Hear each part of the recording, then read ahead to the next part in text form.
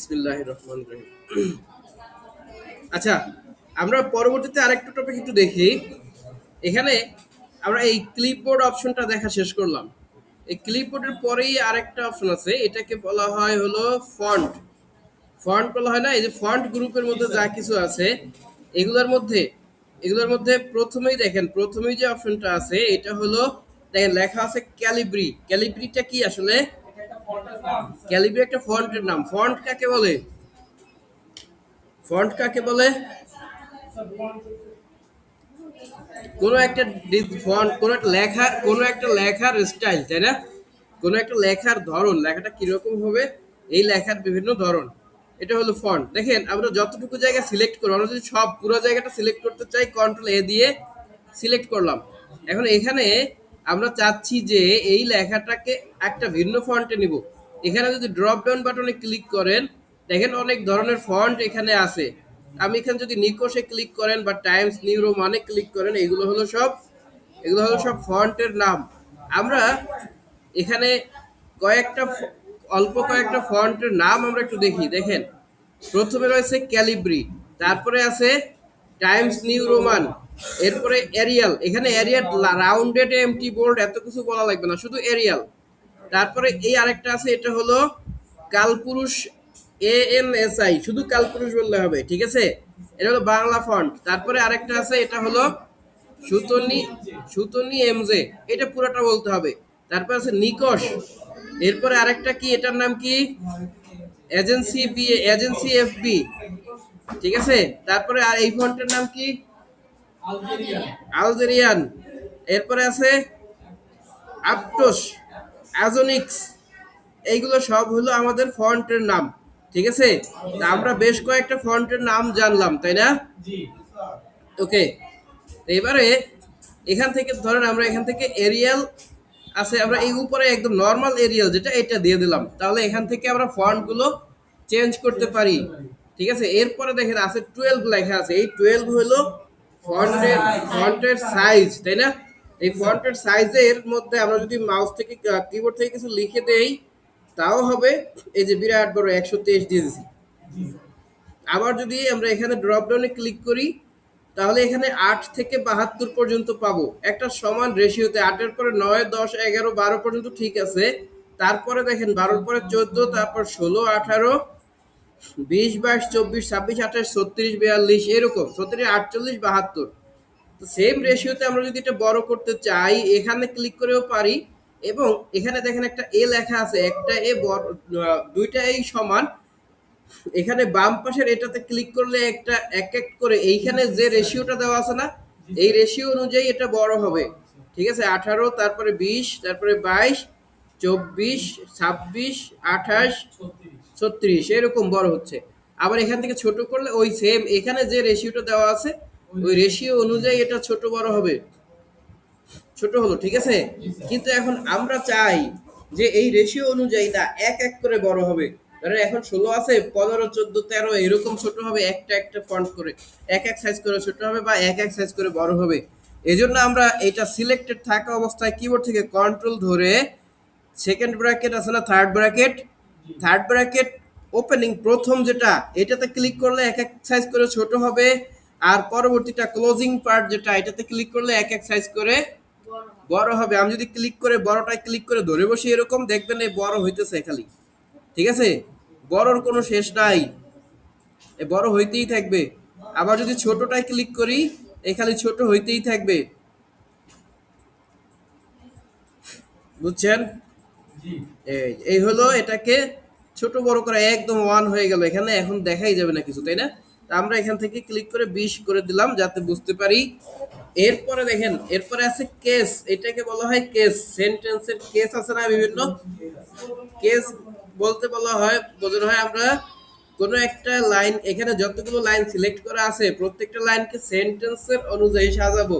Sentence কিরকম সাজানো থাকে, সেন্টেন্সের প্রথম অক্ষরটা থাকে বড় হাতের, এরপরে ভিতরে সবগুলো লেটার থাকে ছোট হাতের। এটাতে ক্লিক করলে সব সেন্টেন্স কেস হয়ে যাবে।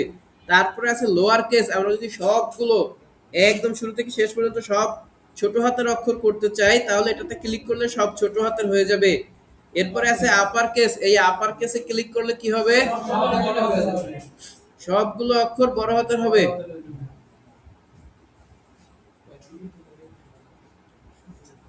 বুঝা গেল?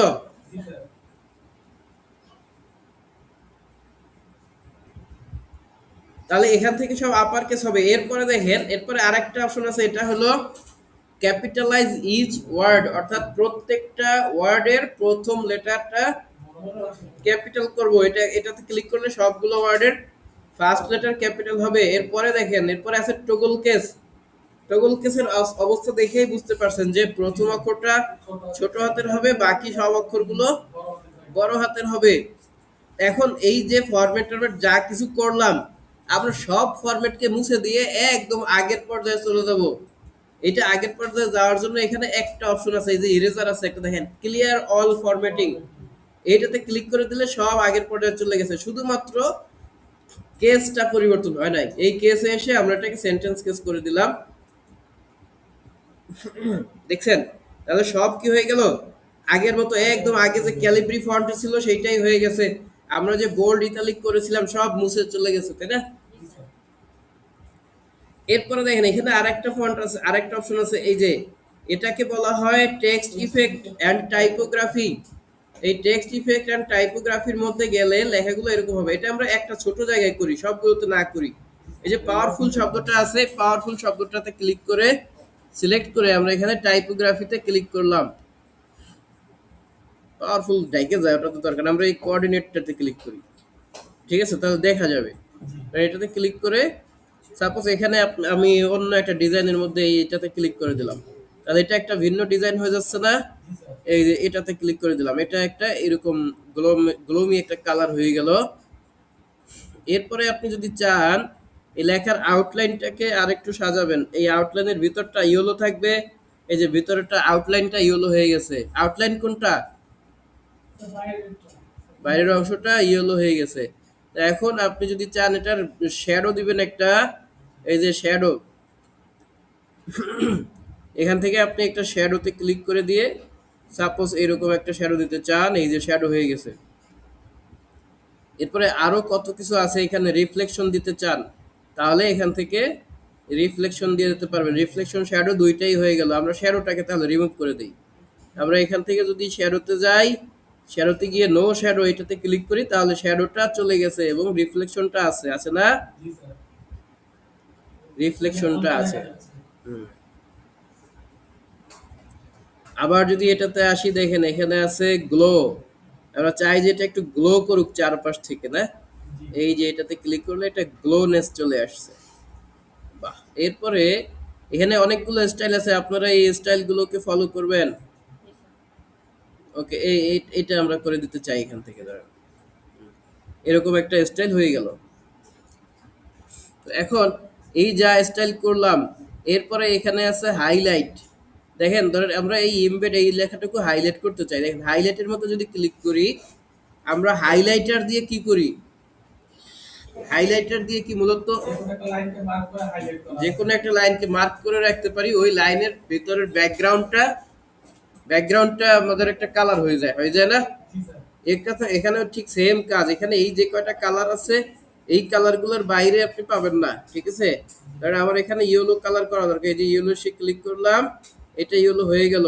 বাট এটা কিন্তু আপনি এখন যদি এখান থেকে এটাকে, এই দেখেন এটাকে যদি কালার চেঞ্জ করে দেন, এটা যদি কাটেন তাহলে কেটে যাবে। এই যে কাটলে এটা ইয়াল কি বলে, ওই যে ফিলটাও কেটে গেল।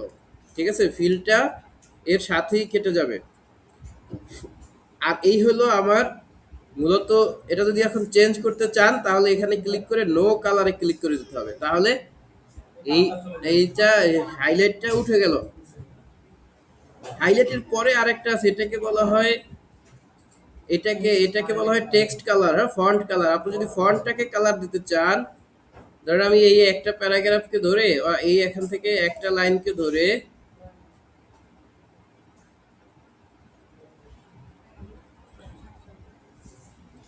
এই একটা লাইনের লেখাগুলোকে আমি ফন্টগুলোকে কালার দিব। এই ফন্ট কালারে ক্লিক করে এখান থেকে ধরেন, এখান থেকে এই যে রেড ক্লিক করলাম, লাইনটা রেড কালার হয়ে গেল। এরপরে আরেকটা অপশন আছে দেখেন উপরের দিকে, এটা তো দেখেছি, এটা হলো ইরেজ ফরম্যাটিং। সাপোজ আমরা এখানে এই যে কালারটা করেছি, কোঅর্ডিনেট লিখছি, এই কোঅর্ডিনেটের মতো এরকম করে আমরা আরো কয়েকটা ওয়ার্ড লিখতে চাই। সেক্ষেত্রে কি করব, এই জায়গাটার যে কোনো একটা অপশনে ক্লিক করে রাখলাম, ক্লিক করে রেখে ফরম্যাট পেইন্টারে কয়টা ক্লিক দিব, যদি একটা দেই তাহলে কি হবে, ধরেন এই একটা ক্লিক দিলাম, দেওয়ার পরে হ্যাঁ আমরা এটাতে ক্লিক করলাম, দেখেন ফরম্যাট পেইন্টারে আর ক্লিক করা নাই, উঠে গেছে, একবারই কাজ করবে। আমরা এটার মধ্যে রেখে যদি ফরম্যাট পেইন্টারে ডাবল ক্লিক করে রাখি, তাহলে যেখানেই ক্লিক করব ওইটা তো হবে, এবং বাকি আরো কয়েকটাতে একসাথে আপনি করতে চাইলে পারবেন, যেখানেই ক্লিক করবেন এখন ওইটাই এরকম হয়ে যাবে, যতক্ষণ না আপনি এটা রিমুভ করবেন। রিমুভ করব কিভাবে, ফরম্যাট পেইন্টারে আর একটা ক্লিক করলে এটা রিমুভ হয়ে যাবে। তো এখন আপনার কাজ হলো, আপনি এরকম একটা প্যারাগ্রাফ লিখবেন, লেখার পরে সেটাকে কিছু লাইন বোল্ড করবেন, কিছু ইটালিক করবেন, কিছু আন্ডারলাইন করবেন, এবং কিছু জায়গায় আপনি এরকম এক টেক্সটের ইফেক্ট দেবেন, অল্প কিছু জায়গায় আপনি ফন্টের কালার দিবেন, এবং কিছু জায়গায় আপনি হাইলাইট করবেন। জি, হাইলাইট করে অন্য একটা জায়গায় আপনি ফরম্যাট পেইন্টার ইউজ করে আমাকে দেখাবেন।